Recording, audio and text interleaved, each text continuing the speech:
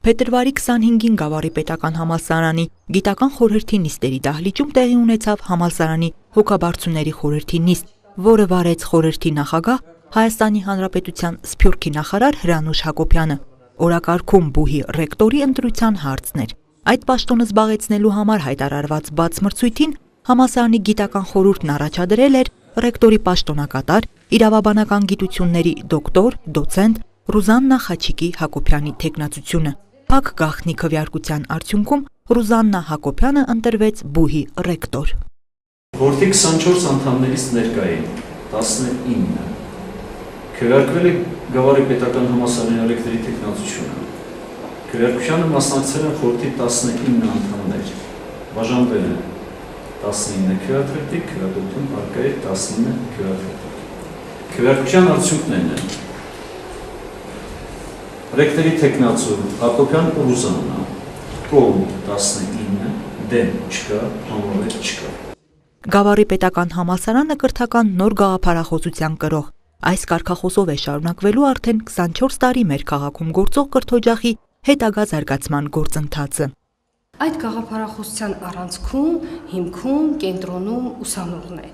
Եվ կրթությունն էլ պետք է լինի նորարարական, նպատակային, արդյունահեն եւ շարունակական։ Համալսարանը խնդիր ունի նորացնելու, արդիականացնելու, շարունակելու իր սկսած գործը, կիրառել նորարարական թվային տեխնոլոգիաներ, ժամանակակից թվային միջավայրերի զարգացման գործիքները բերել, մեկտեղել ուսուցման ավանդական մեթոդների հետ եւ դասական համալսարանական կրթությունը արդիական ձևաչափերով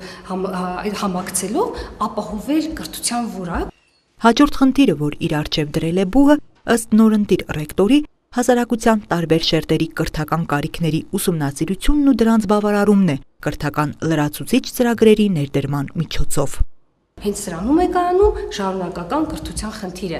լայն սոցիալական ընդգրկման ծրագրեր իրականացնել, դրանով իսկ ապահովել բուհի կորպորատիվ պատասխանատվությունը։ Մենք ծառայում ենք մեր մարզի ազգային բնակչությանը, մենք ունենք ուսանողներ մարզից եւ ոչ միայն, կան Երևանից եւ այլ մարզերից, սակայն որպես Գեղարքունիքի մարզում գործող միակ պետական բարձրագույն ուսումնական հաստատությունը մեր ծրագրում հատուկ նշել ենք Գեղարքունիքի մարզի սոցիալ-մշակութային զարգացման ծրագրերին ակտիվ մասնակցություն։ Անդրադառնալով անցած տարիներին իրականացված զարգացման ծրագրերին, բուհի հոգաբարձուների խորհրդի նախագահ Հրանուշ Հակոբյանն առանձնացրեց համալսարանի միջազգայնացումը։ Այդ գործընթացի սկիզբն ու շարունակությունը նա համարեց Ռուզաննա Հակոբյանի ղեկավարման տարիներին արձանագրված լրջագույն ձեռքբերումներից մեկը։